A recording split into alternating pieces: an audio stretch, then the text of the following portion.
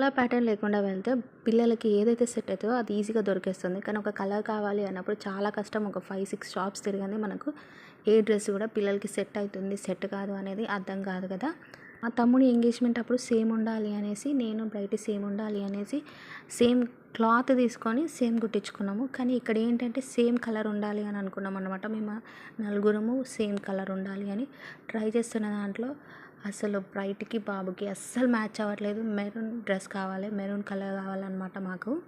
ఇంకా దొరకదేమో అని నేను రాత్రి 9 ఇంటికి వెళ్తుంటే సడన్గా కనిపించింది ఒక మెరూన్ కలర్ డ్రెస్.